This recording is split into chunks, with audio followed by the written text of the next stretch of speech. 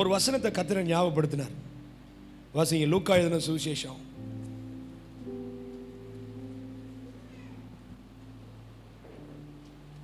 24ஆம் அதிகாரம் 49, 50, 51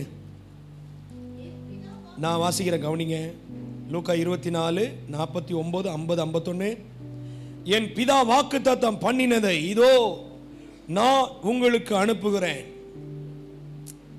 நீங்களோ உன்னதத்திலிருந்து வரும் பலனால் தரிப்பிக்கப்படும் வரைக்கும் எருசலேம் நகரத்தில் இருங்கள் என்றார்.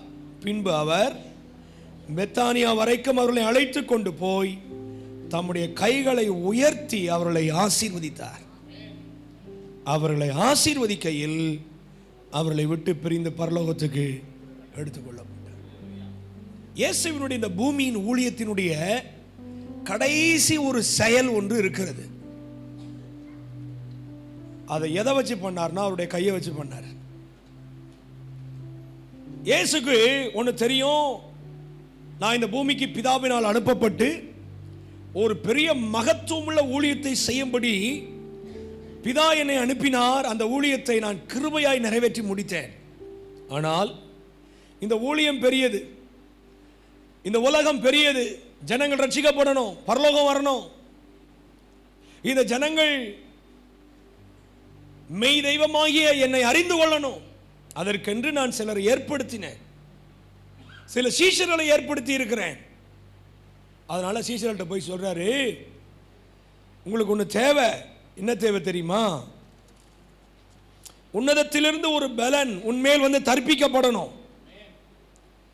பிதா வாக்குத்தத்தம் பண்ணினதை நான் உங்களுக்கு அனுப்பணும்.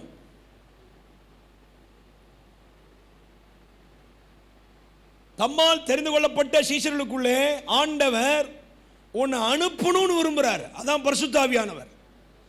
அதை பிதா வாக்குத்தத்தம் பண்ணப்பட்டது. அங்க சொல்றாரு, அது வந்து உன்னதத்திலிருந்து வரும் பலன், உன்னத பலன். அது நம்ம ஒரு இடத்துல நின்று ஊழியம் செய்யறோம்னா தேவ பலன் இல்லாம செய்ய முடியாது. உன்னத பலனால் நான் தரிப்பிக்கப்படணும். லூக்கா 1ஆம் அதிகாரம் 35ஆம் வசனம் என்று நினைக்கிறேன். தேவ தூதன் மரியாளை பார்த்து சொல்றான், மரியாளுக்கு உள்ள ஒரு எண்ணம், இது எப்படி ஆகும்? நான் கர்ப்பவதி ஆயிட்டேன், ஒரு குமாரனை பெறுவாய்னு சொல்றாரு, நான் ஒரு கன்னிகையா செய்து எப்படி நடக்கும்? நான் ஒரு சாதாரணமான ஆளு, ஜனங்கள் என்னை எப்படி ஏற்றுக்கொள்வார்கள்? என் வாழ்க்கையின் மூலம் ரட்சகர் எப்படி வர முடியும்? நான் எப்படி ஸ்திரீகளுக்குள்ளே ஆசீர்வதிக்கப்பட முடியும்? ஸ்திரீகளுக்குள்ளே நீ ஆசீர்வதிக்கப்பட்டவள், உனக்குள்ளதெல்லாம் ஆசீர்வதிக்கப்படும். பெரிய திட்டத்தை மரியாளுக்குள் ஆண்டவர் வைத்தார். அவளுக்கு திகைப்பு, எப்படி நடக்கும், எப்படி செய்யும்? ஆண்டவர் சொல்றார், உன்னதத்திலிருந்து ஒரு பலன் உன்மேல் வந்து நிழலிடும். உன்னதத்திலிருந்து ஒரு பலன் உன்மேல் வந்து நிழலிடும். இந்த மாலை வேளையிலே கர்த்தர் உங்களை கொண்டு வந்திருக்கிறார். தேவ சமூகத்திலே கூடி வந்திருக்கிற உங்கள் மேல் உன்னதத்திலிருந்து ஒரு பலன் உங்கள் மேல் வந்து நிழலிட போகிறது. அது உன்னத பலன். சீஷர்கள்ட்ட ஆண்டவர் அதான் எதிர்பார்த்தார். எப்பா, ஒரு பெரிய பொறுப்பை உங்க கையில் கொடுக்க போறேன், ஆனா உங்களுக்கு தேவை உன்னத பலன். சொல்லுங்க, என்ன தேவை? 2024ஆம் வருஷத்துல இந்த மிராக்கிள் ஏஜி சபைக்கு தேவை உன்னத பலன், பரலோக பலன். ஓ ஹல்லேலூயா! இந்த பரலோக பலனை இந்த சீஷர்கள் கொடுக்கிறதுக்காக அவர் சொல்றாரு, எருசலேமிலே போய் நீங்கள் காத்திருங்கள் அப்படின்னு சொல்லிட்டு ஒன்று சொல்றாரு. அவங்கள வந்து என்ன செய்யறார் தெரியுமா? பெத்தானியா வரைக்கும் அழைத்து கொண்டே போறார். போய் தம்முடைய கைகளை உயர்த்தி அவர்களை ஆசீர்வதித்தார். ஹல்லேலூயா! அவருடைய கரம் ஒரு பெரிய ஆசீர்வாதத்தை நமக்குள்ளே கொண்டு வரும்.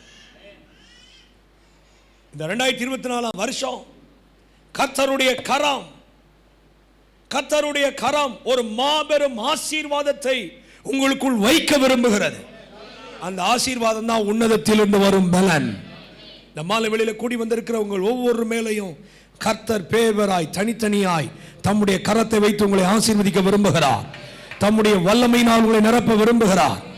தம்முடைய அக்கினியினால் உங்களை நிரப்ப விரும்புகிறார். பற்பல நாவுகள் போல பிரிந்திருக்கும் நாவுகள் ஒவ்வொரு மேலே வந்து அமரப் போகிறது. ஆமென். பற்பல நாவுகள் போல பிரிந்திருக்கும் நாவுகள் ஒவ்வொரு மேலே வந்து அமரும். அது உன்னத பலன். அது உன்னத பலன். அது உன்னத பலன். உங்களை யாரையும் ஆண்டவர் விட மாட்டா தெரியுமா? நீங்க நினைக்கிறீங்களா யாருக்கோ ஒருத்தருக்கு தான் இந்த அபிஷேகம்? இல்ல, இந்த மாலையில கர்த்தர் தான் உங்களை கொண்டு வந்திருக்கிறார். கர்த்தர் தான் உங்களை கொண்டு வந்திருக்கிறார். நீங்க வசனத்தை கேட்கும் போது இந்த ஆவியினால் நிரப்பப்படுவீர்கள். ஓ ஹல்லேலூயா. ஆவியானுடைய பலத்த கிரியை இந்த ஆலயம் முழுவதும் நிரம்பி இருக்கிறது. நிரம்பி இருக்கிறது. ஒருவரையும் அவர் விட மாட்டார். மாம்சமான யாவர் மேலும் என் ஆவியை ஊற்றுவேன். தீர்க்க தரிசனம் சொல்லுவார்கள், தரிசனங்களை காண்பார்கள், சொப்பனங்களை காண்பார்கள். இந்த ராத்திரியில் அது நடக்கும். இந்த ராத்திரியில் அது நடக்கும். உங்களுக்குள்ள தீர்க்க தரிசன வரங்கள் இறங்கும். சுகமாக்குகிற வரம் இறங்கும். அது உன்னத பலன். நம்முடைய பலத்தினால் முடியாது. கர்த்தருடைய பலன். ஓ ராகபா சாந்தரபாகபா வி மனஹந்துரபாகஸ்யா. கர்த்தருடைய பலன் அது. உங்களை விடவே மாட்டார் ஆண்டவர். உங்களை விடவே மாட்டேன். நீங்க நினைக்கிறீங்களா நான் சாதாரணமான ஆளு, நான் தள்ளப்பட்டேன் பாஸ்டர், நான் எங்கேயோ ஒரு மூலையில் இருக்கிறேன், நான் அவ்வளோதான் ஏதோ ஒரு சாதாரண விசுவாசி நினைக்கிறீங்களா? அப்படிதான் ஒரு நாள் பேதுரு நினைச்சார். பேதுரு என்ன நினைச்சார் தெரியுமா? நம்ம அவரை மறுதலிச்சிட்டோம், அவரை விட்டுட்டோம், மீன் பிடிக்க போயிட்டோம். இந்த பாருங்க, அவன் மேலே ஒரு பெரிய திட்டம் வச்சிருந்தார், நோக்கம் வச்சிருந்தார். பிரதர் ஃபோன் ஆஃப் பண்ணுங்கண்ணே. அவர் மேலே ஒரு பெரிய திட்டம் வச்சிருந்தார், நோக்கம் வச்சிருந்தார். ஆனா அவன் என்ன பண்ணிட்டான்? உன் கையில திறவுகோலை கொடுக்குறேன், நீ பூமியில கட்டுகிறது பரலோகத்தில் கட்டப்பட்டிருக்கும். ஆண்டவர் சொன்னார் பேதுருவை பார்த்து, நீ பாக்கியவான், மாம்சம் ரத்தம் இதை உனக்கு வெளிப்படுத்தல, பரலோகத்தில் இருக்கிற தேவன் உனக்கு இதை வெளிப்படுத்தினார், உன் மூலமா சபையை கட்டுவேன் எல்லாம் சொல்லிட்டு கடைசியில் ஆண்டவரும் வேணாம் ஒன்று வேணான்னு மறுதளிச்சவன் மாத்திரமல்ல, மீன் பிடிக்க போயிட்டான். மீன் பிடிக்க போயிட்டான். ஆண்டவர் பாருங்களேன், அவனை தான் கைகளை உயர்த்தி ஆசீர்வதிச்சாரு. மீன் பிடிக்க போயிட்டான். ஆண்டவர் அவனை விடணும்னு நினைக்கல. நானாக இருந்தால் விட்டுருப்பேன் கண்டிப்பா. சே, உன்னை நம்பி இவ்வளோ செஞ்சேனேடா, உன்னை நம்பி நான் இவ்வளோ பேசிட்டேனே, உனக்கு நம்பி இவ்வளோ பொறுப்பை கொடுத்தனே, ஒரு திறவுகோலையும் உன் கையில் கொடுத்தனே, உன்னை நம்பி ஒரு சபையை ஏற்படுத்துன்னு நினைச்சனே, நீ போயிட்டிய, இனிமே என் மூஞ்சிலே முடிக்காத அப்படின்னு நான் சொல்லியிருப்பேன். நான் இயேசு உயிர் தெழுந்த இயேசு அவனை தேடி போறார். இவன் ஓடி போன ஆள், இவன் மறுதளிச்ச ஆள், இயேசு வேணாம் ஊழியம் வேணாம் ஒன்று வேணான்னு போன ஆள். அவன்கிட்ட கூப்பிட்டு கேட்குறாரு பேதுருகிட்ட, இந்த 21ஆம் அதிகாரம் பிற்பகுதி நீங்கள் வாசி பாருங்க. யோனாவின் குமாரனாகிய சீமோனே, நீ இந்த இடத்துல அன்பா இருக்கிற, நீ நேசிக்கிறியா? இங்க பாருங்களேன், இவனுடைய குறையும் சொல்லலை, இவன் போனதையும் சொல்லலை, இவனை குறைய சுட்டி காண்பிக்கவும் இல்லை. அதாங்க நம்முடைய ஆண்டவர். நீங்கள் நேற்று சாயந்தரம்லாம் வரல, 21 நாளில் இத்தனை நாள் வரல, இன்னைக்கு மட்டும் வந்திருக்கேன், உனக்கு ஏன்டா கொடுக்கணும்னு நினைக்காம அப்படி அனுப்ப மாட்டார். நான் தான் கேள்வி கேட்பேன், நீங்கள் ஏன் வரல, நேற்று ஏன் வரல, முந்தா நேற்று ஏன் வரல? அது இங்கே கேட்க வேண்டிய கடமை, கேட்டு தான் ஆகணும். அப்போ தான் கொஞ்சமாச்சும் நீங்கள் வருவீங்கன்ற ஒரு நம்பிக்கை இல்லை. ஆனால் ஆண்டவர் அப்படி கிடையாது. ஆண்டவர் மனசில் வச்சிருப்பார். அவருக்கு துக்கம் வரும் மனசில், என்ன செஞ்ச, சே இவனுக்கு இவ்வளோ காரியம் பண்ண, இவன் இப்படி ஓட்டானேன்னு சொல்லி மனசில் துக்கப்படுவாரா பட மாட்டாரா? படுவார். ஆண்டவர் நீ என்ன வேணாலும் பண்ணு, நான் சந்தோஷமாக தான் இருப்பேன், என்ன வேணாலும் கூத்தடின்னு வர, அதெல்லாம் செய்ய மாட்டார். ஆண்டவர் துக்கம் இருக்கும், ஆனாலும் அவருடைய அன்பு தான் பெருசு. அவர் நேசிச்சு எல்லாத்தையும் கொடுத்துட்டு கேட்குறாரு, நீ என் இடத்துல அன்பா இருக்கிறியா? நீ என்னை விட்டு போயிட்டீங்கன்னா ஒன்றும் இல்லைப்பா, ஒன்றும் கிடைக்காது, நீ என்கிட்ட என் பின்னாடி வா, நான் பெரிய காரியத்தை செய்வேன், பெரிய மீனை கொடுப்பேன், நிறைவா கொடுப்பேன், பச்சைவாதம் இல்லாமல் கொடுப்பேன், அல்லேலூயா, நிறைவா கொடுப்பேன். அவருடைய கரம் பராக்கிரம் உள்ளது. அவனை தூக்குது பாருங்க, பேதுருவை.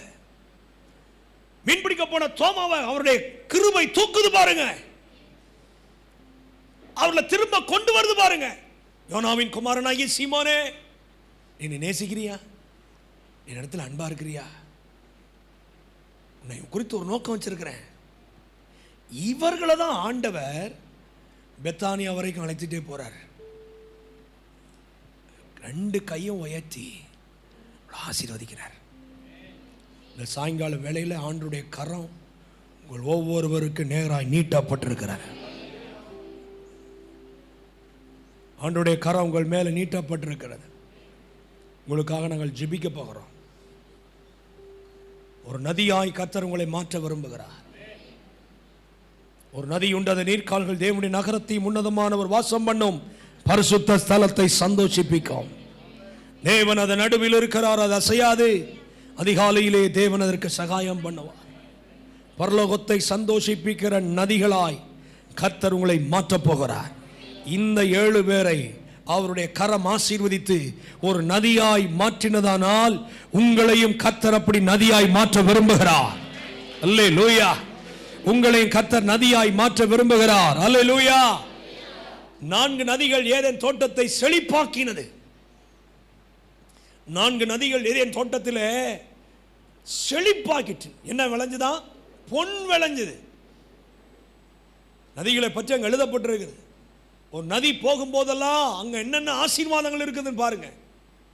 செழிப்பு, ஏதேன் தோட்டத்திற்கு செழிப்பு நதிதான். கர்த்தர் இந்த சபையாகிய தோட்டத்துக்குள்ள அவங்க வச்சிருக்கிறார். நீங்க நதியா ஓடினீங்கன்னா இந்த தோட்டம் செழிப்பா இருக்கும்.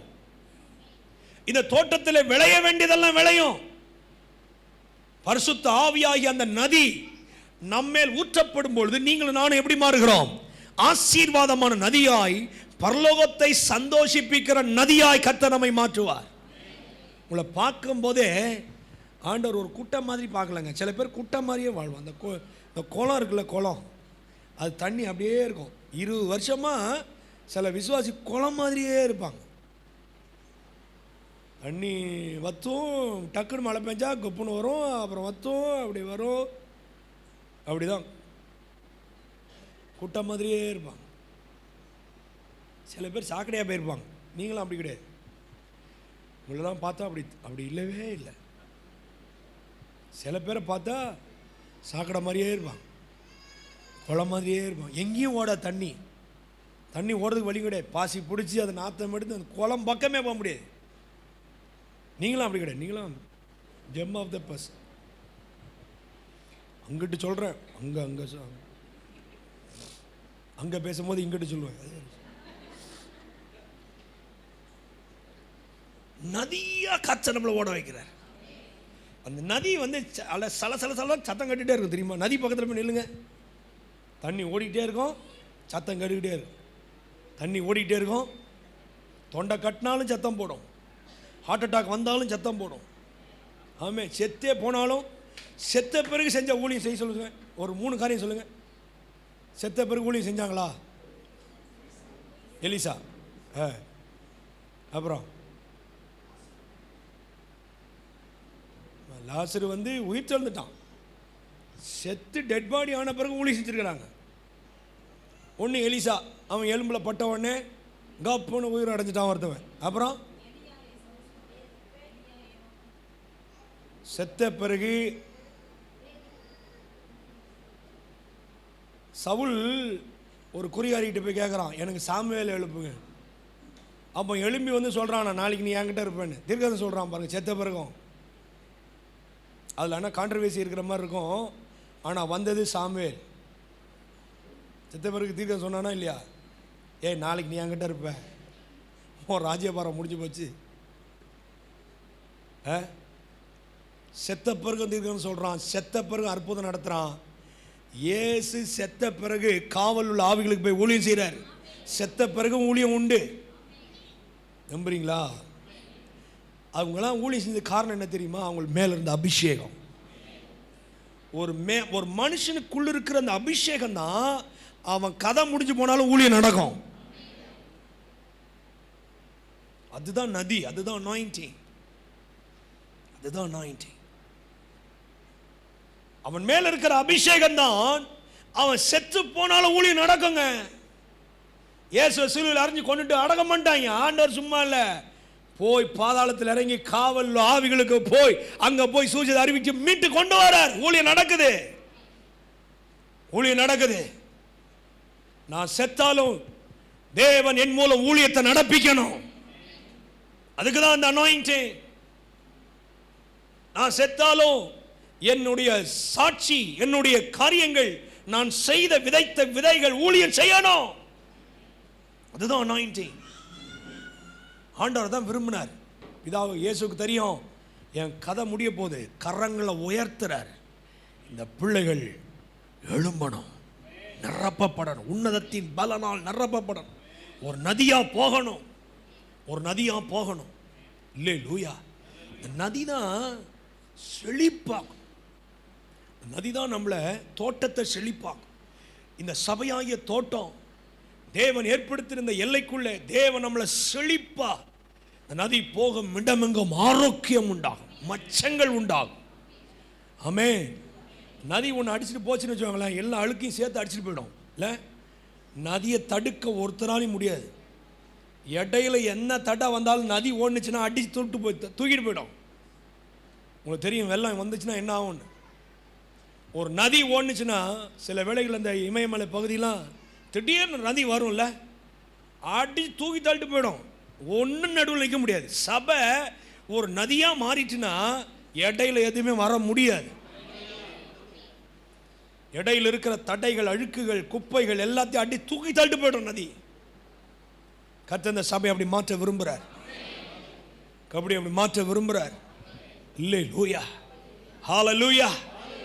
நதி நதி இந்த எதன் தோட்டத்தில் 4 நதி ஒன்றுச்சு. என்ன நதி சொல்லுங்க? பைசோன், கீகோன், இதேக்கேல், ஐப்ராத். 4 நதி.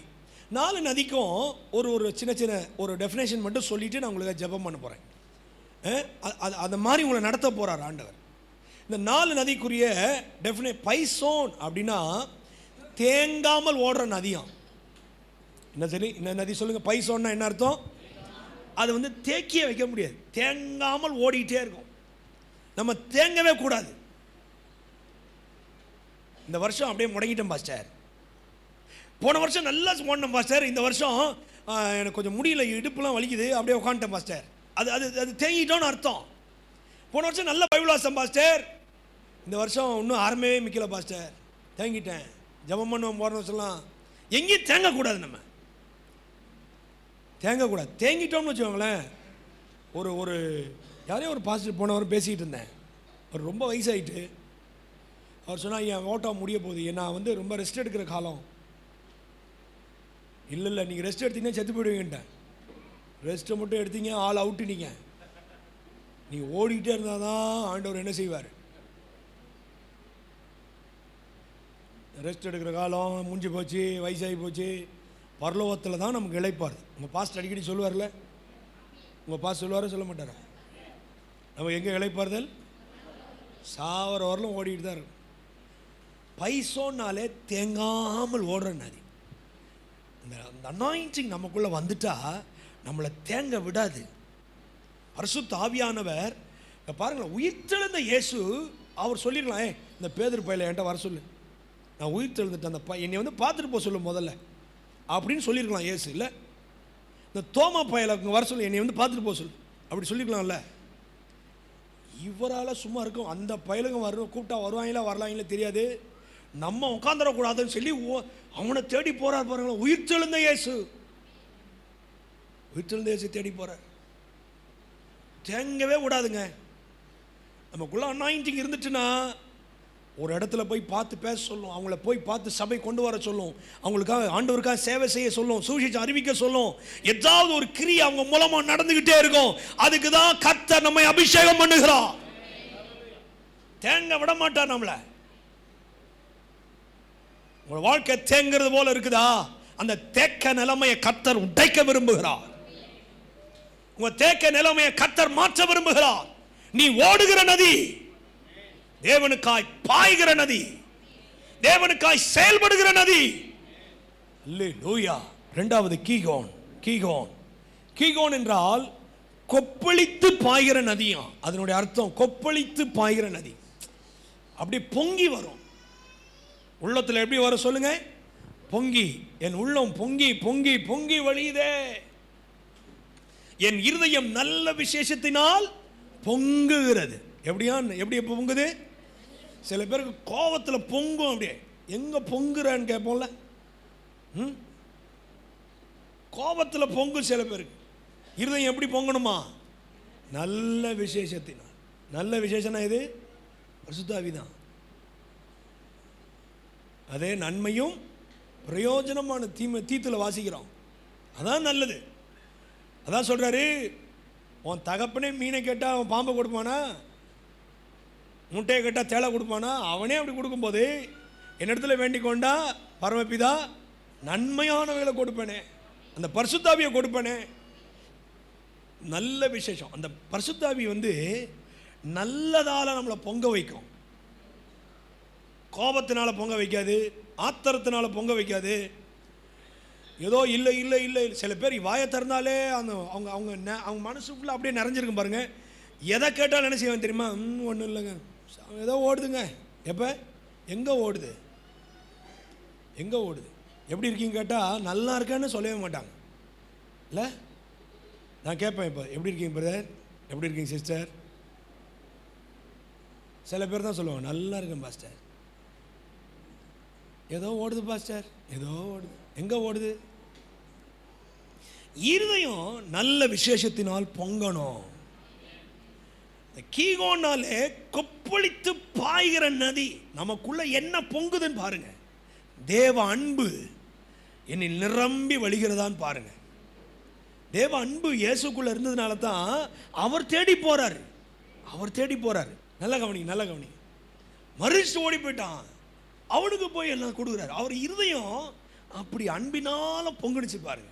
அந்த தெய்வீகத்தால பொங்குச்சு. ஊழியத்தினால அவருடைய இருதயம் பொங்குது. ஆத்துமாக்களை கண்ட உடனே அவர் கண்ணீர் வரும். ஏன்? ஆத்ம பாரத்தால் அவருடைய இருதயம் பொங்குகிறது, கொப்பளிக்கிறது. கண்ணீரோடு அழுவார். தேசத்தை பார்த்து அழுவார், எருசலேமை பார்த்து அழுவார், சமாரியாவை பார்த்து அழுவார். ஒரு ஸ்திரீ, பாவமுள்ள ஸ்திரீ தான், அவளை தள்ளிவிட நினைக்கல. அவள் மேல ஒரு தெய்வீக அன்பை கொடுக்கணுமே, ரட்சிப்பை கொடுக்கணுமே. நல்ல விசேஷத்தினால் பொங்குகிறது, கொப்பளிக்கிறது. பரிசுத்தாவி நமக்குள்ள வரும் பொழுது இப்படிப்பட்ட ஒரு கொப்பளிப்பு உண்டாகும், இப்படிப்பட்ட ஒரு கிரியை உண்டாகும். நான் உங்களுக்காக ஜபம் பண்ண போறேன். அதனால தான் நான் சுருக்கமாக பேசுறேன். மூணாவது நதி இதக்கேல் இல்லையா? இதக்கேல். இதக்கேல் என்றால் அம்பு போல பாய்கிற நதியாம். அம்பு போல ஷார்ப்பா, வேகமா. சில நதி பார்த்தீங்களா, போறதே தெரியாது. நான் பீகாருக்கு போயிருந்தேன் 2000 பீகாருக்கு போயிருந்தேன். அங்கே 1.5 மாதம் நான் அங்கேருந்து ஊழி செஞ்சேன். மிஷனரியா அரைராஜ் பகுதியில், பெத்தியா பகுதியில், ஹாஜ்பூர், மோத்திஹரி, லௌரியா, இந்த பகுதியெலாம் ஊழியம் செய்ய ஆண்டவர் உதவி செஞ்சேன். 1.5 மாதம் கடுமையான ஊழியங்கள். சைக்கிள் எடுத்துக்கிட்டு பல கிலோமீட்டர் நாங்கள் ஓட்டிகிட்டு போவோம். எவனை பார்த்தாலும் துப்பாக்கி கூட கத்தியோட தான் நிற்போம். அங்கே பக்கத்தில் கண்டக்குன்னு ஒரு நதி இருக்குது. போஜ்புரி லாங்குவேஜ் தான் பேசுவாங்க. போஜ்புரி லாங்குவேஜ் தான் லல்லு பிரசாத் யாதவும் போஜ்புரி லாங்குவேஜ் பேசுகிறவர் தான். லட்சக்கணக்கான ஜனங்கள் இருக்கிறாங்க. ஒரு ட்ராக் கூட கிடையாது, ஒரு கைப்பிரதி கூட அந்த லாங்குவேஜில் கிடையாது. ஆனால் கோடிக்கணக்கான ஜனங்கள் இருக்கிறாங்க போஜ்புரி லாங்குவேஜ். நாங்கள் தான் முதல்ல ஒரு ஆள் மூலமாக, ஹிந்தி தெரிஞ்சவர் மூலமாக ட்ராக்ல அடித்து ஒரு டேப்பில் ஒரு ஆள், அந்த போஜ்புரி லாங்குவேஜ் தெரிஞ்ச ஒரு ஆள் ரட்சிப்புகள் நடத்தி, அந்த ஆள் சூழ்நிலை சொல்லி அதை போய் 4 பேர் ஒரு சந்தையில் போய் அந்த டேப்பை போடுவோம். நாங்கள் அப்படி தான் ஊழியம் செஞ்சோம். சைக்கிளில் முன்னாலையும் பின்னாலையும் ஸ்பீக்கர் கட்டிக்கிட்டு, பேட்டரி வச்சுக்கிட்டு, போஜ்புரி லாங்குவேஜ் தெரிஞ்ச ஒரு ஹிந்தி தெரிஞ்ச ஒரு நபர் அவர் ரட்சிப்புகள் நடத்தி, அவருக்கு இயேசுவை பற்றி அறிந்து, அவர் சூழ்ச்சியை சொல்லி அந்த டேப்பை போடும்போது அதெல்லாம் கேட்பாங்க. அப்பயும் துப்பாக்கி கூட தான் கேட்பான், கத்தியோடு தான் கேட்பான். பயங்கரமான ஊர். அதுக்குள்ளே சூரியன் சொல்லிட்டு வந்துடுவோம். 5 மணிக்குள்ளார வீட்டுக்கு வந்துடணும், இல்லாட்டி செத்துருவோம். கர்த்தருடைய பெரிய கிருபை. அதில் கண்டக்குன்னு ஒரு நதி ஓடும் பாருங்க. பெரிய நதி, பெரிய நதி. ஒரு நாள் அந்த நதியில் வெள்ளம் வந்துட்டு, சரின்னு சொல்லிட்டு அதை போய் பார்க்க போகலான்ட்டு, அது பக்கத்தில் தான் நாங்கள் இருந்தோம். பார்க்க போனோம். போனால் அமைதியாக போது, என்ன வேகமாக போகுது. இப்படி லைட்டாக காலை வச்சேன், அவ்வளோதாங்க, சலுன்னு இழுத்துருச்சிங்க. லைட்டாக காலை வச்சேன், அது ஓடுதே தெரில. கடலே ஓடும் தெரியுமா? கடலுக்குள்ளார நீங்கள் பார்த்துருக்கீங்களா? எங்கள் சிதம்பரம் பக்கத்தில் நிறைய திட்டு இருக்குது, கடல் திட்டு. சுத்திரி கடல் தண்ணி, நடுவில் திட்டு இருக்கும். நாங்கள் ஒரு நாள் போட்டில் போகும்போது ஒரு கடல் திட்டு இருந்துச்சு. சரின்னு போட்டை விட்டு அந்த அந்த அந்த மணல், ஒரு சின்ன மணல் பரப்பு கடலுக்குள்ளே, அதில் குதிச்சிட்டோம். குதிச்சா கால் கொஞ்சம் கொஞ்சமாக உள்ளே இறங்கும், ஏன்னா மேலே தண்ணி போயிட்டே இருக்கிறதுனால. சரி, நம்ம அதை கொஞ்சம் தூரத்தில் பள்ளம், கடல் ஆழம் வந்துடும். சரி குதிக்கலான்னு குதிச்சோம் பாருங்க, சல்லுன்னு தண்ணி இழுக்குது, கடலுக்குள்ளே தண்ணி ஓடுது. இங்கே கீகோன்னா என்ன தெரியுமா? அம்பு போல பாயுமா, ஷார்ப்பா, வேகமா. பரிசுத்த ஆவியானவர் நம்மளை நினப்புனார்னா நம்ம வாழ்க்கை ஒரு அம்பு போல செயல்படும். ஷார்ப்பா காரியங்களை நடப்பிக்கும். ஒரு காரியத்தை திட்டம் பண்ணுவார் ஆண்டவர். பரிசுத்த ஆவியா நம்ம மேல ஊற்றுன நோக்கமே ஷார்ப்பா அம்பு போல செயல்படுவதற்கு. நாம் அவர் கையில் உள்ள அம்பு, பலவான் கையில் உள்ள அம்பு, அவர் பற்கள் உள்ள இயந்திரம், அவர் கையில் உள்ள தண்டாயுதம். அல்லேலூயா. ஆண்டவர் கையில் உள்ள பட்டயம்னா கருக்கான பட்டயம். அல்லேலூயா, அல்லேலூயா, ஆமென். உங்களை கர்த்தர் இந்த வருஷத்தில் அம்பு போல ஷார்ப்பா உங்களை பயன்படுத்த விரும்புகிறார். வேகமாக தம்முடைய வேலைகளை, கிரியைகளை செய்து முடிக்க கர்த்தர் உங்கள் மேல பலத்த கிரியை நடப்பிக்க விரும்புகிறார், விரும்புகிறார். கையை தட்டி ஆண்டவருக்கு ஒரு நன்றி சொல்லுங்களேன். தஹரபாலா கரபா ஷிகரபா ரபபபகதலபரி அந்துரா கஸனகதன தினமனா கரபல ஷகரபல கபரஹா. அம்பு போல கர்த்தர் உங்களை பயன்படுத்த விரும்புகிறார். அம்பு போல கர்த்தர் உங்களை நிரப்பி நடத்த விரும்புகிறார். அல்லேலூயா, ஹல்லேலூயா. பரிசுத்த ஆவியானவர் தடைகளை விலக்குகிறவர், பற்கள் உள்ள இயந்திரங்களாய் உங்களை மாற்றுகிறவர், உங்களை எழும்ப பண்ணுகிறவர். இந்த ராத்திரி வேளையில கர்த்தர் உங்களை பயன்படுத்துகிற வித்தியாசமானது. ஆண்டவருடைய பலத்த கிரியை உங்கள் மேல் வந்து இறங்கி இருக்கிறது. அவங்களை விட்டுருங்க. ஓ ஹல்லேலூயா. கீகோன் அப்படின்னா அம்பு போல பாய்கிற நதி, அம்பு போல பாய்கிற நதி. ஆமென், ஆமென். அது ஊனையும் கருக்கையும் பிளக்கும். அது சத்துருடைய கிரியைகளை அதம் பண்ணும், வியாதியின் கூறுகளை அழிக்கும். அம்பு போல கர்த்தர் சில இடங்களில் உங்களை பயன்படுத்துவார். உங்களுடைய வார்த்தைகள் அம்பு போல செல்லும், உங்களுடைய பார்வை அம்பு போல இருக்கும். கர்த்தர் ஒரு மனிதனை பார்ப்பாரானால் அதுல ஒரு பெரிய மாற்றம் வரும். அம்பு போல செயல்படும் அது. அல்லேலூயா. உங்களுடைய பேச்சை, உங்க வார்த்தையை, உங்களுடைய செயல்களை கர்த்தர் அப்படி மாற்ற விரும்புகிறார். அல்லேலூயா. ஐந்தாவது ஒன்று சொல்லி நம்ம ஜெபிக்க போறோம். ஐபிராத் நதி.